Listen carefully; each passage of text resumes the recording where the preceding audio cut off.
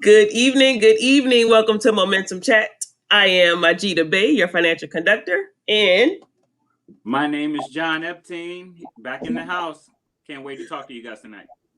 absolutely, man, we're going to have a great conversation tonight. So if you got any friends, family, definitely like this, share it, have them join in on the conversation. We're going to be talking about life, right? Like, what does it all mean? What is it all about? So stay tuned.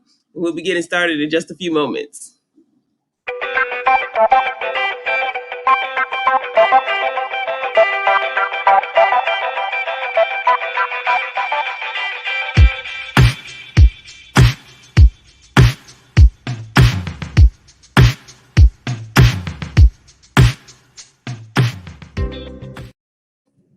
Good evening. Good evening. Welcome to Momentum Chat. I am May, and I'm joined as always by my esteemed colleague and mentor, Mr. John Epting, senior financial broker, and 20 years plus of experience in the financial services industry. I have been a mentee of his for the last decade, maybe a little bit longer. I've known him for 12 years. But how are you doing today, John? I'm actually doing very good. It's been an incredible day, been an incredible week. Lot has happened, lots going on. Feeling really good.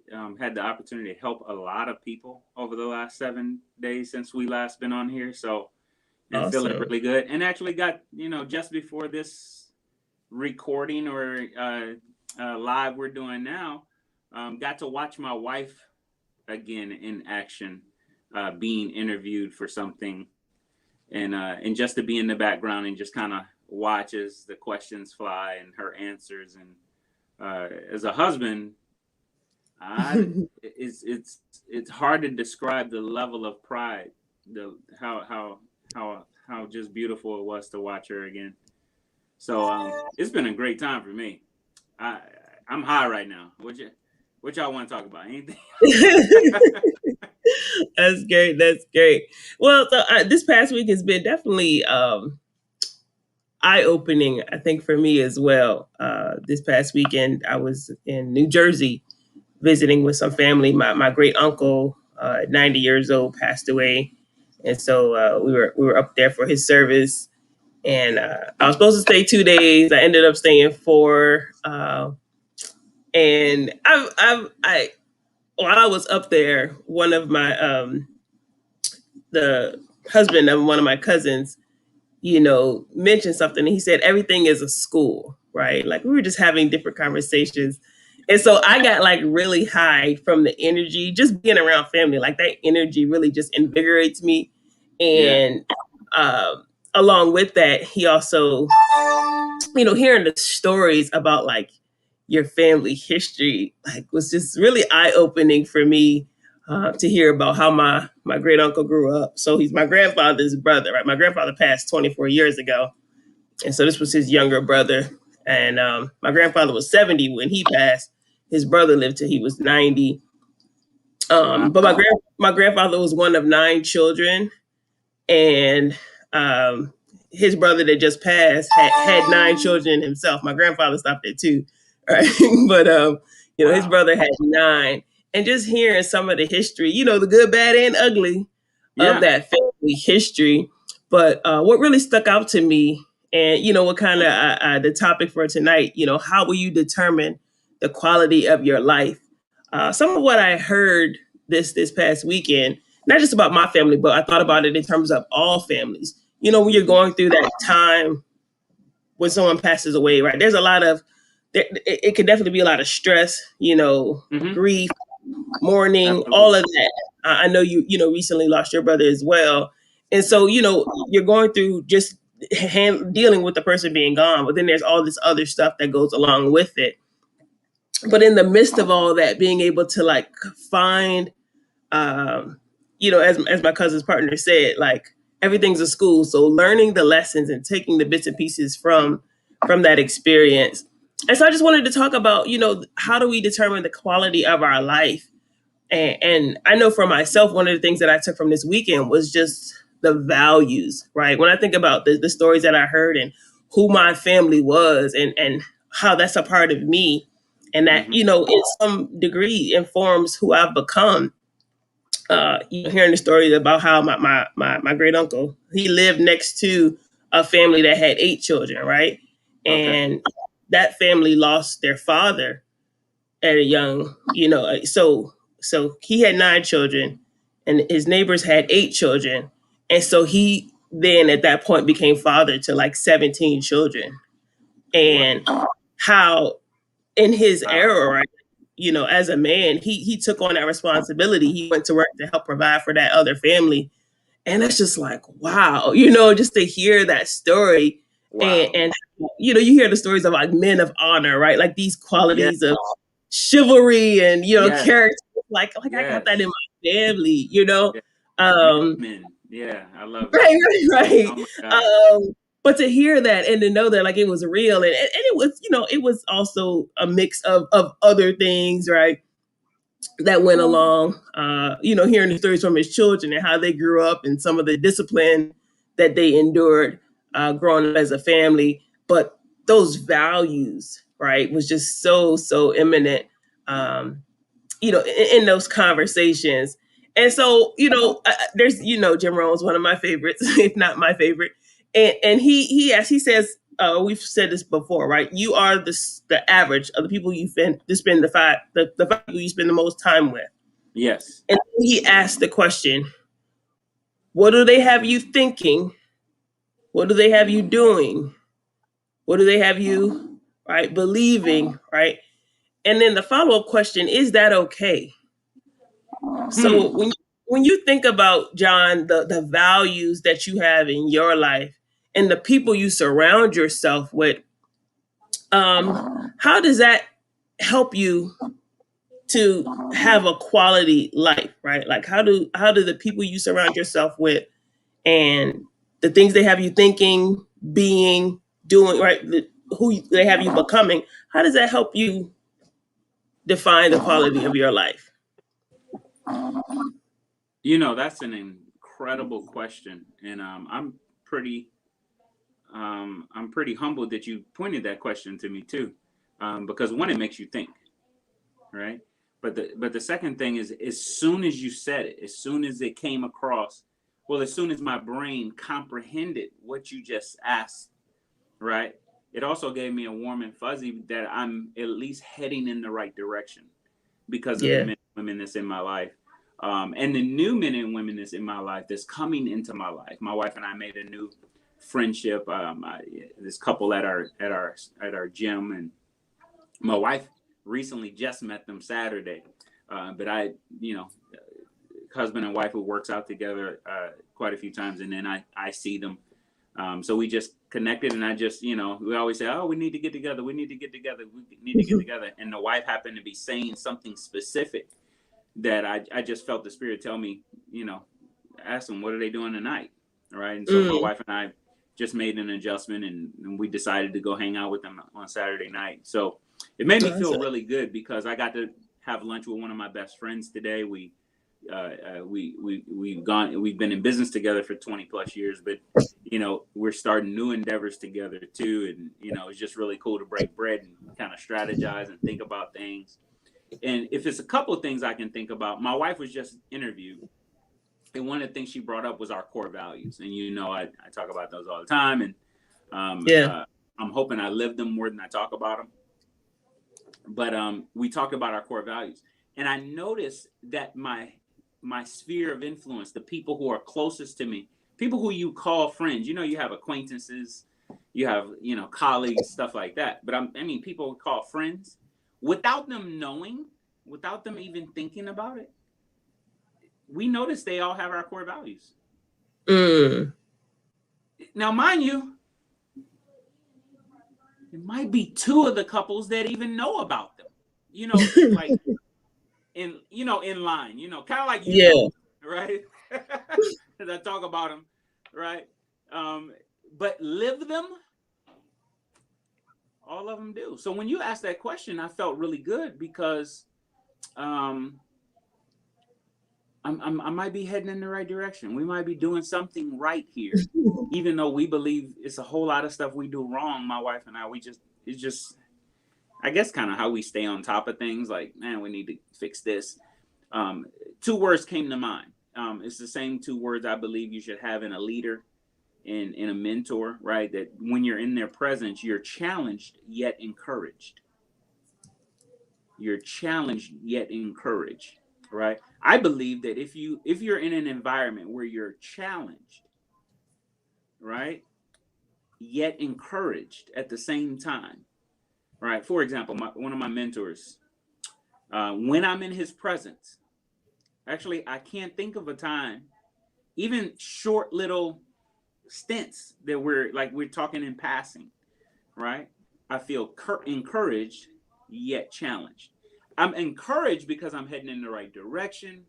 I watch his life. I watch how he treats his wife and his children.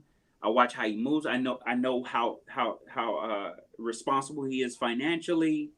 You know, those types of things. I'm paying attention to those types of things. How he raises his daughter. He has a teenage daughter as well, right? So those types of things I can gather from, right? I'm challenged because I think to myself, damn, John, you got to step up.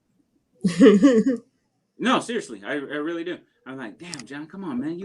You could do that a little bit better. You could fix this a little bit better, right? You see the way he shakes that guy's hand and how much his intentionality is and how much he pays attention when they're talking to him. You could do that, John.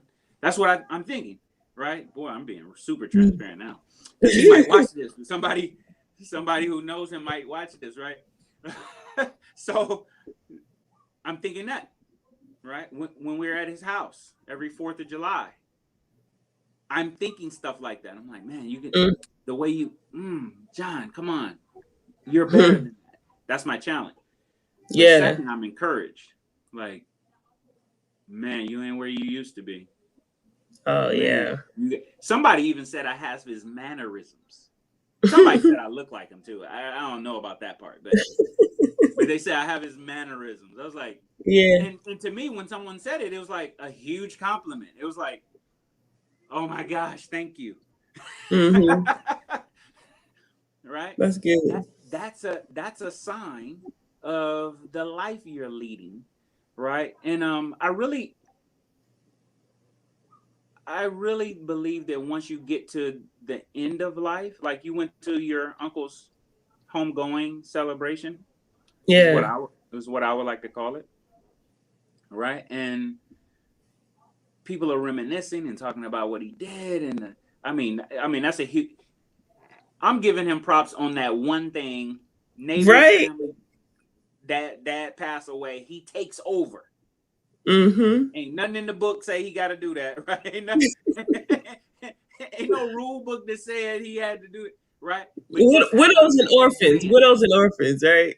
Yeah. Okay, you're right. The Bible does say widows and orphans. So you're right. They were both widows and orphans at the same time, and he just stepped up. Boom, right? And I promise you, there was some major challenges in doing that, right? Yeah. But here's the deal: it's a lot of times people don't even know that till after you're gone, or they don't see the magnitude of what you were doing till after you're gone. Yeah. Right. And I think we need to really focus on making sure that those magnitudes are seen while they're still here. Let's celebrate them for those things that while they're still here. Right. And that's why my core values are so important to me. They keep me on a certain track. Right. So I don't go wacko. I'm flawed. I am so flawed. Man, I have thank God for my one of my mentors. I had such a temper 25 years ago. It was so. You ever meet a person who had such a temper they get so mad they black out? I've had that happen to me. Now I'm proud to tell you the last time it actually happened was 1995. So that's pretty cool. That's a long time, I think. But I remember blacking out. And coming to and not realizing what I had done. Right? No. The people in the situation are still alive. Okay, so nobody needs to come and get me. But yeah, I'm such a flawed guy. So core values keep you on the right track. Core values and the people you hang around. See, when you got core values, those keep you accountable. Mm-hmm. to a degree. Start Yeah. telling people about your core values, then it really keep you accountable. Okay. And then if your friends know them, right? People who you've already given them the right to speak into your life, it's gonna be kind of hard for you to go wacko. Yeah. Yeah, because everybody's watching you, right? And as soon as you do something out of character, they're calling you out, right? Yeah. And we just live in a world today, people don't call each other out. And I think that's so important. Like I said, I've never been like into history, but when it comes to my family history, like I want to know, right? Like I like to Absolutely. hear those stories. And so, Absolutely. hearing about how my great uncle, he was one of 9 children. He grew up really poor, right? His father, they were evicted once because his father didn't have a $5 for rent that month, Wow. right? So this Wow. is my great grandfather, right, with 9 children, didn't have $5 for rent, and that legacy, right, like starting from there, right, like I don't know a lot of the story before then, but like hearing that story this weekend and seeing where I've been able to grow to, and many of my cousins and second cousins, right, who they've become because of, right, like that adversity, that challenge prompted all of 9 children to, or many of them at least, to do more with their lives, right? Yeah. Like to become more, to be more, to have more. Yeah. And seeing that, and I think, this is something, and this is why I love talking to you, John, right? Because we're from 2 different generations, if you will. Yeah. And I think often we don't have those intergenerational conversations. So the current, the younger generation doesn't understand where they've come from, right? They don't understand, what's allowed them to become who they are. So Yep. they take it for granted, right? Or they don't value it, Yeah. because things are easier for them now, or things are more convenient, but they don't understand what it took to have those things. Yeah. And so, being able to have those conversations this weekend where I'm talking to my father's first cousins and their children and even grandchildren are there. And, us talking about family, how we can come together, and learning that, I have a cousin in New York who has his own business, and another cousin who's got her own business, right? And but it started from our great grandfather, right? That's who we all have in common, who couldn't afford the $5 for rent. Right. And because of that, right, his children, my grandfather and his siblings, they all, many of them went to the military, right? The brothers, a lot of the sisters, became professionals in some Yeah. way, shape, or form. The older siblings sent money home so that the younger siblings could progress. And I have the youngest brother of that generation. So my grandfather's youngest brother has a son who right now, I think he's gotten his doctorate or something, PhD in something, right? So in physics, right? I found out about that. Right? He got his Wow. PhD in physics. All Wow. right, but we all come from a legacy of a really poor family, and like not to take that for granted, right? Like that's what keeps you humble. I think we've spoken about that before, right?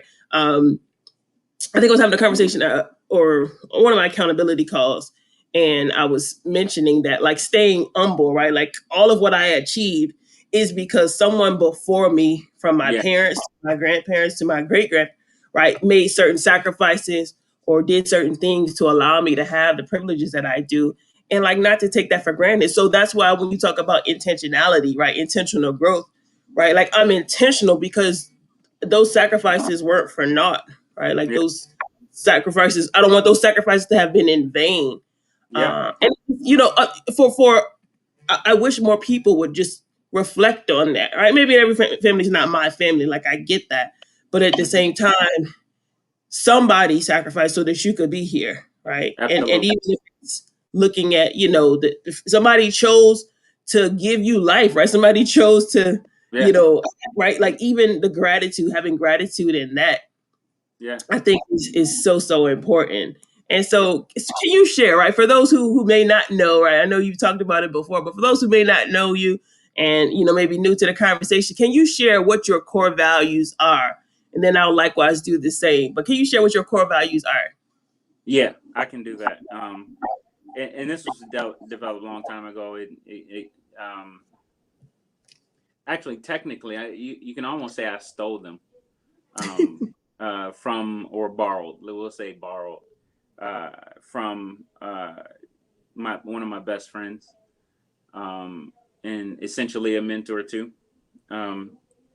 That it just resonated with me. One of the things I knew I had to have a vision for my life, but then I needed a vision for my family.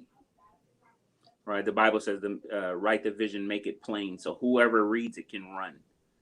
And so, in other words, it has to be so simple that they don't need to know a whole lot of backstory to just read it and run. Yeah. And then in order to anchor all of that together, you got to have some core values. In other words, what do you stand for, and what are you willing to die for? Yeah. So, my wife and I have 6 of them. Integrity, right? No specific order here. Integrity. Number 2 is loyalty.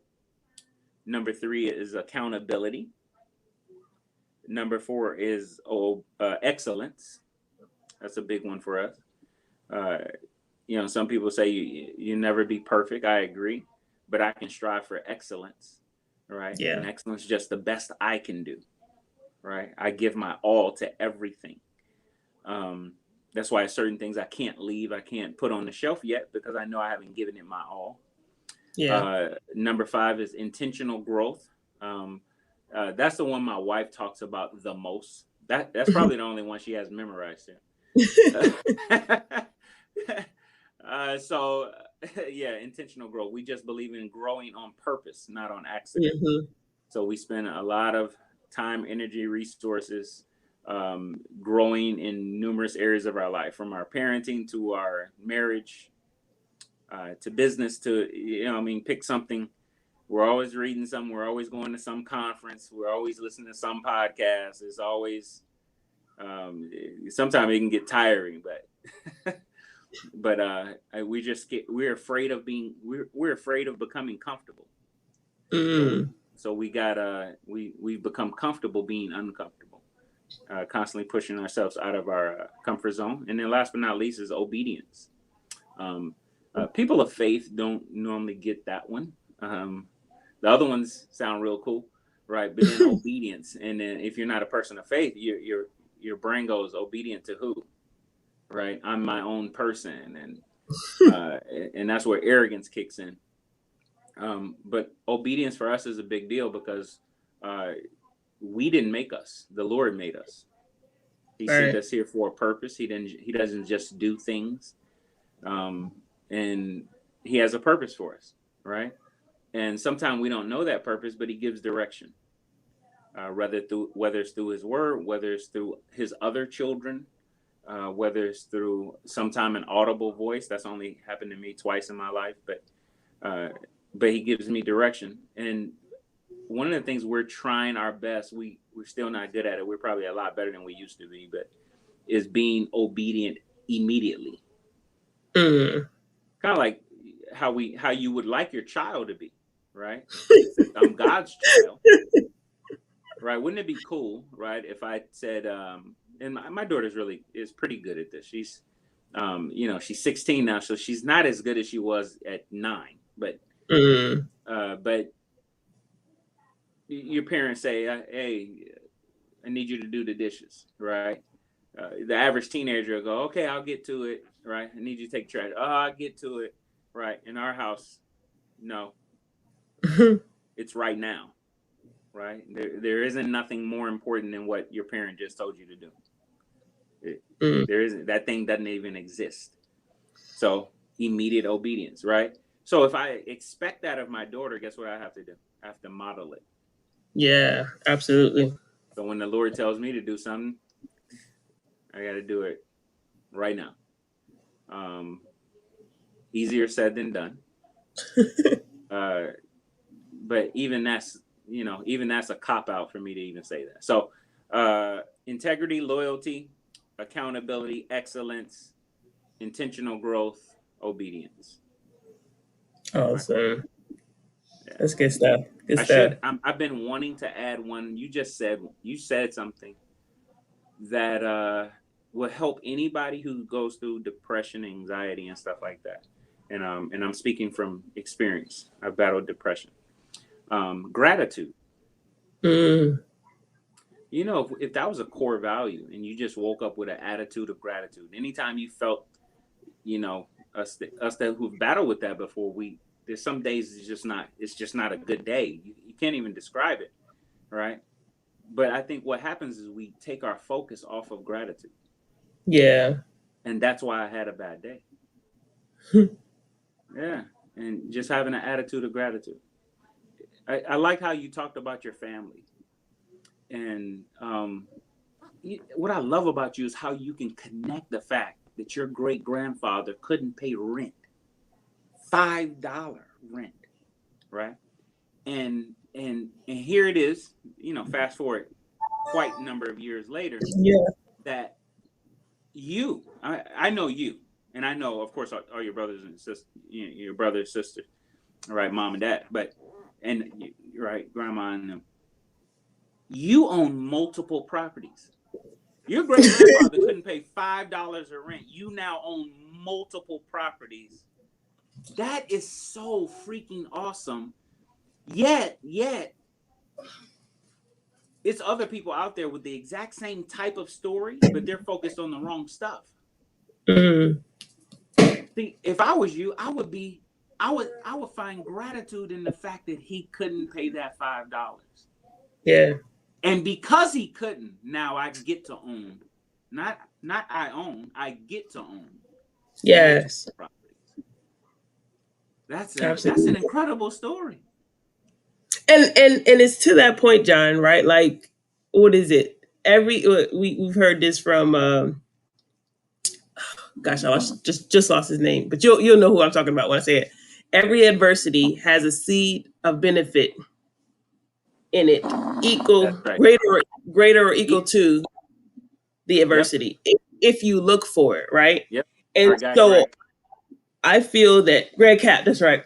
I feel that my grandfather and his siblings, because of that experience growing up, right? Like, 'cause a lot of times when you poor, you don't know that you poor unless somebody tell you you are.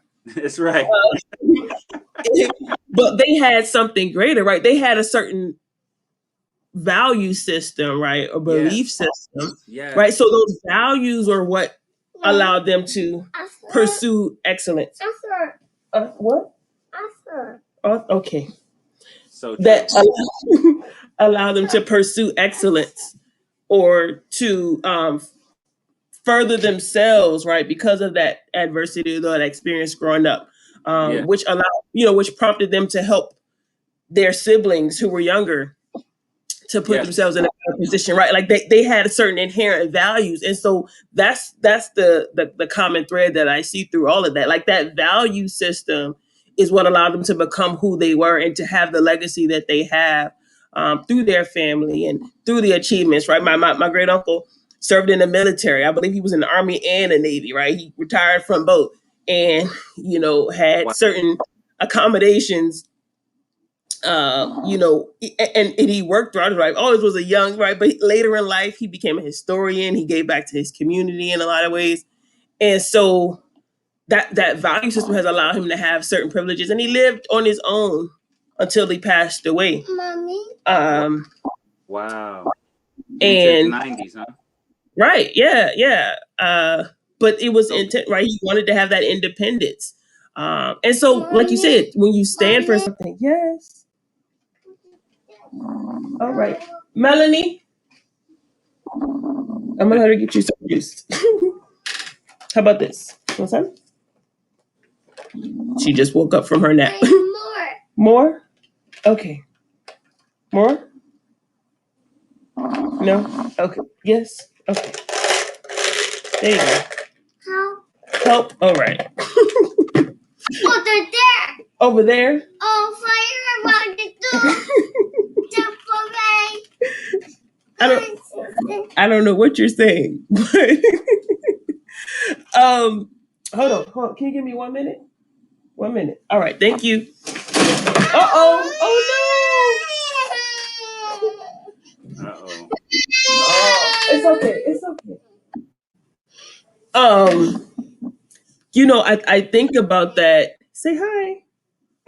No. I think about that even as when it comes to raising my own children. Like I'm carrying that torch, if you will, that thread forward. Right. Yeah, I'm gonna get you I some. agree. Because out of gratitude, right? Somebody did it for me. Somebody allowed me to better position myself so that I can. Yes, True. ma'am. More. Yes. 1 minute. Can you give me 1 minute? All right. 1 minute. Can you count to 10? I drink. Drink. Okay. Um, She somebody. is too much. Yeah. Someone allowed me or positioned me to be able to provide for my children. And it's interesting that I find myself in a situation now where, like, some of the children in the neighborhood like see me as a second mom. And like initially I'm just like, that ain't, I'm gonna take Right. care of it. But that legacy, right? Like that blood that runs through me, right? That's my nature, right? To be able to be nurturing to other children in my neighborhood or who come across my path who need that same love that I was afforded, right? Like I look at it really as a blessing. Yes. Right. Drink. Yes, I'm gonna get you some drink in just a few minutes. Okay. And see, for you, it's not just about your children, it's about the next generation, which is Absolutely. a totally different mindset. It's a lot of people really care about their children, but they may not care that much about the next generation. And you know how big I think, because I'm always concerned, even when I'm just at a grocery store, Walmart or something, in the way children, other people's children, are acting and behaving. There's been many times I've said something to other people's children in a store, because I also think, hey, one day they're going to be passing the laws of this country. They're going to be the leaders of this world. I'm going to go sit down Yeah, somewhere, and it's going to be their turn, right? And let's make sure we raise them in the right way, so that we're not disappointed in the moves they make. You that's know, good. and Absolutely. I love the fact that you talked about your family, and I love how you keep dissecting these parts, and how that was just in his system, and how the brothers and sisters sent money home because it was just part of them. They didn't know no better, right? It's Yeah. part of their value system. And so many people don't understand the level of values. Now here's the big one, right? A lot of times, negative or not so popular tough things that we've gone through in our past, in the history of our world, our country, or our people, right? We try to put those things aside, tear them down, when really they're to be remembered for a reason. They're so we don't make the same mistakes, and for us to get stronger from them, right? What I love about your family story, and of course I can talk about mine. I learned some really cool stuff on my mental health road trip I took last October, and I got to Yeah. spend time with my uncles, and learn things about my dad, and learn things about my uncles, and then in February when my brother passed away, and the families get together again, right? So I got to I didn't know my dad's nickname in Chicago and all those different things, so it's really cool to learn. But one of the things I look at when I'm talking in reference to your family is how all of that came together and now has blossomed into something that Mhm. all of you guys get to benefit from. And it started from something so small. And you guys didn't take that. Well, I know you didn't, right? There's always some people in the family who did, but you didn't take that as a negative thing. You Yeah. took it as a positive. In other words, what our guy Ed Milet always says, it didn't happen to you, it happened for you. Yeah. And if we just start viewing life a certain way, right? Like, what did you learn from that situation? Like, I have plenty of lessons, right? I had some crappy, my first ship in the Navy, I had some crappy leadership, right? And some people, oh man, that sucked. And I'm still in contact with the guys I was on that ship with, right? Way back in 1990, 1991. And actually, I'm going to be hanging out with two of them this Friday. Uh, Mm. like, we were super close. My first and only roommate. We'll be hanging out this Friday. And and some of them you can listen to how they talk, and when we reminisce about that ship and the leadership we had, they're still living into the negatives, right? Mm. But then I'll use me as an example. Actually, the two that I'm talking about that I'm gonna hang out with, both of them took the exact same thing. We all was there at the same time, right? Yeah. Yet these two and myself have turned that into a positive thing because we learned what not to do. We don't focus on the fact that we had a crappy leader, right? We don't focus on the fact that he was the same skin color as us and was kind of holding us down by trying to build us up and give us knowledge. And nope, we don't hold on to any of that, right? But it changed the way we do things, Yeah. right? So it's always a different way. One of our mentors always say, everybody can go to the same meeting, but not everybody get the same value. Yeah. Well, look, everybody can go through the same historic thing, same situation, same act, if you will, but not all of us are going to view it the same way. Right. Right. And it's really about our mindsets. And it goes back to what you started this talking about. A lot of it has to do with the circle of people you hang around. Absolutely. A lot of it. Like where your brain, when something happens, what your brain gravitates to, right? That's your natural nature. What your brain gravitates to. Some of that was built based on who you hang around. Yeah. The books you read, right? The TV stations you watch, and those types of things. So it's really cool you talked about this. This was good. Isn't it funny how the loss of a family member, the loss of a loved one, can get you start reflecting on things. Yeah, absolutely.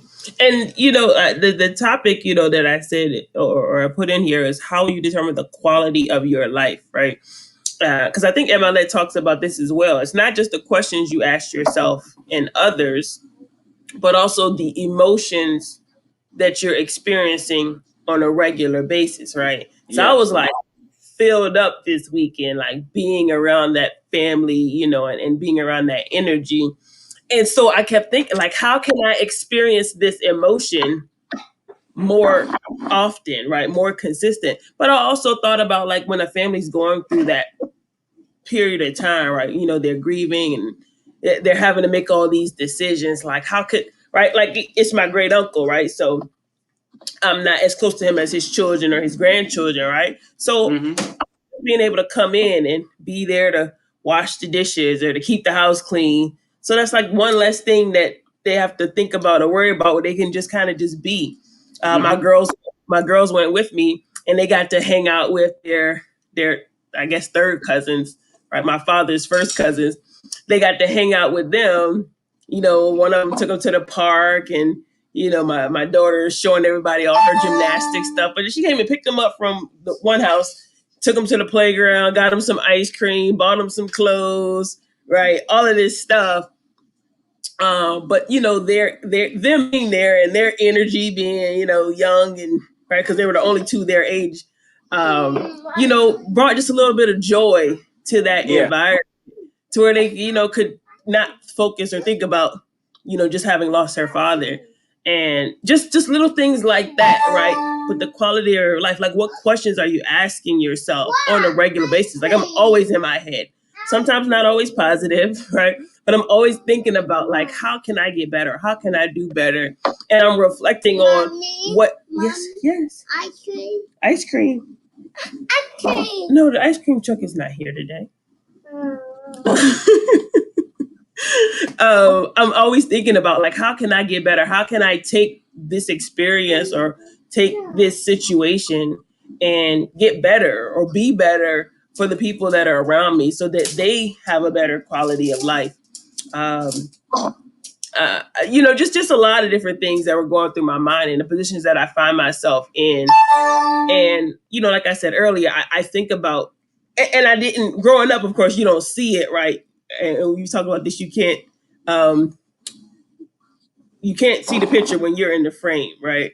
So like growing up, I might have thought that my parents were like tough on us and, disciplinarians and all that stuff.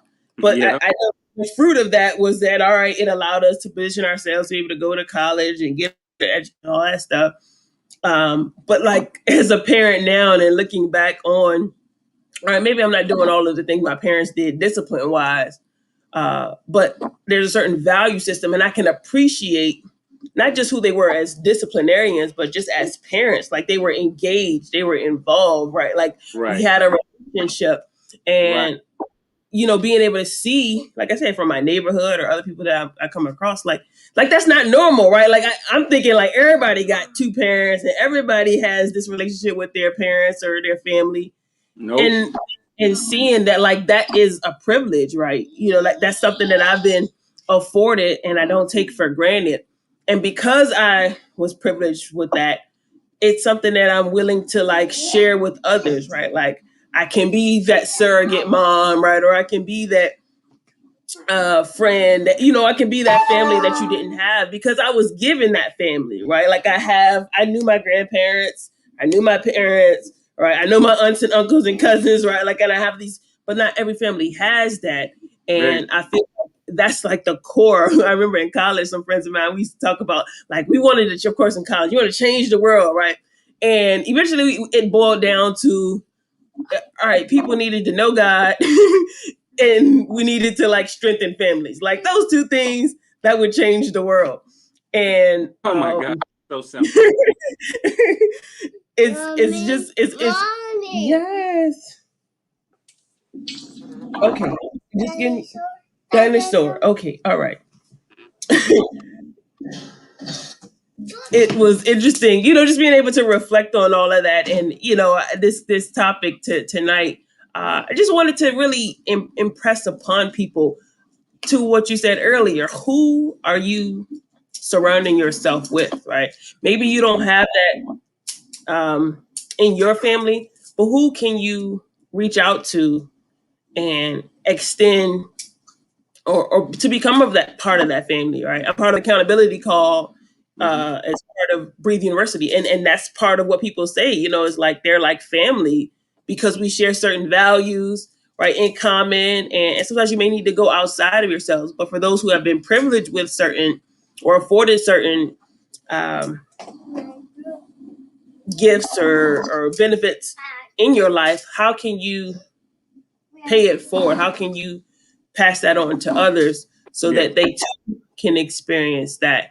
And so I didn't really have like it was just some thoughts going on in my mind that I wanted to share with you as well as with our audience, just to give some people some things to think about. And Yeah. so as we wrap up, anything you want to share, John, just in line with that those thoughts, like just about the people you surround yourself with, the quality of your life, the questions that you ask yourself. Like, can you sum that all up for us? You do a great job of just kind of buttoning it up and leaving us with a message to carry forward. Yeah. Well, I think this is a great message, and the reason I like this because it came straight is just off the cuff, no big planning, but it came from your heart. It came from a situation that happened within your family, and of course, our heart goes out and our prayers go out to your family as you guys continue the healing process, the mourning process. So I'm mourning with you. The Bible doesn't say for me to do nothing more than to be here for you if you need it. Right. Thank So you. I look forward to helping you walk through it as you helped me walk through some well in my life several losses. So I'm totally here for you, and that's why I like it. But hopefully it got the people who are listening, who will listen to this, to think about their own lives, to think about their own family histories, to dive a Mm, little bit, to go ask some questions. I love learning that on my mom's side, my great grandfather, my great grandfather, if you will, owned grocery stores and owned things down in mm. Tennessee in the South during a Wow. time when a black man possibly wouldn't have done that, and seeing some different things there. I love that my uncle, one of my Uncle Jimmy, will send me pictures of certain things, and it just fires me up to learn stuff like that. Yeah, And no matter what negative thing may have happened or whatever, I don't take that. I take the good stuff, right? And what it does is strengthens my resolve. It yeah, strengthens my resolve to go help people and make an impact, and not just be successful, but be significant. right? And Yeah. I'm challenging the people who may be listening to us to do the same. I promise you, if you just go dig a little bit, yeah, you're gonna find some stuff that's not pretty. You're gonna find some stuff that's not all that easy to swallow. But the question is, what are you gonna do with it? I Yeah. love hearing about my dad, and just didn't know the level of respect he had on the south side of Chicago. And of course, this was before I was even born. But just hearing my uncle talk about him and finding out what his nickname was, and how my uncle kind of equated to the things I'm doing, the things I'm doing to the things he was doing, but just at a different level on a different platform, and helping people in a different way. And Yeah. it was so crazy, just some of the things he was connecting. And it was like I knew I needed that mental health road trip. I'm not a road trip guy, but I got in my car on a Thursday morning at 2 a.m. Told my wife I don't know when I'm coming back. I'll be back when I'm back. And cool to have that level of freedom, and cool to have a rock star wife who'll agree to that. And I was gone for a number of days. Came back on my birthday because I just wanted to be home for my birthday. And to hear all of those things that I just got so high, kind of like you were this past weekend being Yeah. around your family. I Yeah. was just so high to hear all of that, to spend that time, with my cousin Barry and his wife, and stay at their home, and just be able to see my aunts and uncles on both sides of my family. It was just Yeah. really cool. And I promise you, if you go dig a little bit, you'll find some great stuff. You'll find some Yeah. things that your family, and I'm hoping whatever you find, you take it and you turn it to a positive, and you Yeah. build on what the legacy was. I'm gonna share this one last thing. Certain times I battle with some things in my own mind, and how leadership is a tough deal. It's not for the faint at heart. It's not for the weak. When you end up leading people, it's a tough deal. And I learned from one of my mentors that leaders are the most unappreciated and misunderstood people walking the planet. Mm-hmm. And because of that, sometimes I have tough times. I have tough days because my intentions are good. I want to see people win, but I also want to see them impact other people in a positive way. So I got this text from a friend, and he borderlines on a big brother slash mentor, but friend. He's actually somebody I trained in business. And so he sends this to me. He says, when you operate in your gift, you don't have to be at the head of the table. For wherever you sit or stand, the table and the room will shift. So he sends that to me, and he says, uh, why did you pop in my head upon reading this? This is how I see you, my friend. Live in your gift. It was designed specifically for you. Right? And it's really cool to get somebody to say that to you, right? Yeah. But I'm saying it to you now. Whoever listens to this, operate in your gift. First of all, figure out what it is, right? A guy named Rick Warren always talks about, he has this acrostic called SHAPE, SHAPE, right? And it's your spiritual gifts, your heart, your abilities, your passions, and your experiences. God allowed you to be shaped a certain way for you to impact other people in a positive way. And us just talking about our families and the legacy and who we hang around and things like that is nothing more than our shape being fine tuned, if you will. Right. So I appreciate the time to be able to spend this with you guys on here. I don't take it lightly that I even get the privilege of speaking with the people who may listen to this, whether it's now or even in the future. And I really appreciate our friendship, Majida. I know you call me a mentor and stuff, but we're so much more than mentor mentee. You're definitely a friend of our family, and we love you more than we can probably express. So I appreciate that, John. And I certainly appreciate you showing up here week in and week out. Um, just to have a conversation, right? Just to answer some questions and provide some insight or some feedback for those that may listen to this as well. And I know for me, continuing to have this conversation, one of the things that shapes me is asking questions, right? Like yeah, it's part part of my shape is just asking questions, giving people something to think about. And just recently, I was just having a conversation with, I call her my surrogate daughter, but she's my youngest daughter's sister. But and I just asked her some questions, and asking questions a lot of times will reveal or bring out certain information. And oftentimes we can, sometimes look at a situation from the outside looking in, but we haven't asked the right questions to see it from a different perspective. And so asking questions definitely helps. It definitely helps to open people up. It definitely helps to um, bring people closer to you. And so it's something that I guide my own life by. Just continue to ask questions. And I'm actually going to be traveling in the next few days. I'm really, really excited. I had a meeting today with Miss Kuyate, Mrs. Kuyate. Was our final meeting. And then I'm actually going to be going out to San Diego tomorrow. And I'll be there for a week. And Nice. I'll be able to meet with her and kind of finalizing some things for my estate plan. So, looking forward to like not putting it behind me because it's an ongoing thing, but having that in place, putting that in place. Because in thinking about the quality of my life, I think about the end of my life and looking back and what that to look like and what that legacy will be. And so I like to do the practical things that will make sure things are carried forward. But also as I'm living my life, always looking at things that those are mature things. You're just being mature. So good stuff. Yeah. Make sure you give up. Make sure you give Mrs. Kuyate and Mr. Kuyate and those beautiful children a big hug and kiss from us, okay? I will. I certainly will. It's something that you said, right? Like not to take yourself too seriously. Because I tend to do that as well, right? Like I just look, we gotta handle business. Anybody got time to play? But I did have some playtime this weekend. I'm gonna have some more playtime over the next week. To refresh, to reflect more, but also to refresh myself. Because I find myself kind of transitioning into a new chapter right now in my life where I want to pivot and move in a different direction.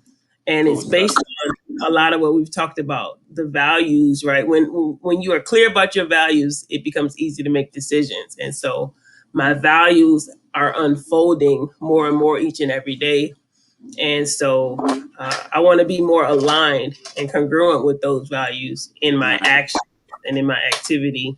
So I'm excited about, this transition in this period of my life and what's to come. And I certainly want to thank you for who you've been in my life, who your family's been to me and my family, and how you allowed me and helped me to pivot some years ago financially, but not just financially, but mentally, helped me to think about things differently, look at things differently, ask different questions, see things from a different perspective. And so I truly feel blessed, right, and privileged that I've had the honor of having someone like you in my life to be able to help me to move in a different direction and get to a different level. And I think what this is really all about, the conversations that we have, is about us being able to do that for more people, right? Yeah. Like it was. I'm not gonna say it's coincidence because everything happens for a reason, but like I was introduced to you by somebody I didn't know, and because of that introduction, it's helped to change my family's life. I would not be getting an estate plan today, in the next couple of days, had it not been for. Okay, go. Yeah. Mommy, you can go. You don't need me to go. Well, she wants me. So I thank you. I appreciate you. She's the reason for the estate plan. So yes. Can you say hi? No? Okay. You still don't want to say hi to me? She got to go to the bathroom and she wants me to take her. You know your middle name is named after my daughter, right? She's like, I'm not thinking about that right now. I got to go to the bathroom. Mommy. Well, hey, Majida, it's good. It was good to talk to you tonight. Let's wrap this up, and so you can tend to the more important things. Absolutely. Well, thank you again. Thank you all for joining us. And so, hey, we do work in financial services, or for anybody who's looking for some coaching or some guidance in that area, you can certainly reach out to John or myself. And, just schedule a financial consultation, complimentary, to be able to help you move forward in the things that you need financially in your life. And in your finances, right? John says all the time, right? People are looking for who, right? What questions to ask, where to start, and who they can trust. And so hopefully from the conversation we've had tonight, you've learned a little bit more about us, our values, and what we stand for. And if that's somebody that you could see yourself working with, uh, reach out to us and we can help you definitely move forward in the area of your finances. So have a great night. Thank you for joining us. Thank you, John. As always, a pleasure and a privilege. And we will see you all next week for June. Is it June? Yeah. It'll be June. We'll be in June. So join us next week for more of Momentum Chat. And we look forward to having you all with us. Take care, everyone.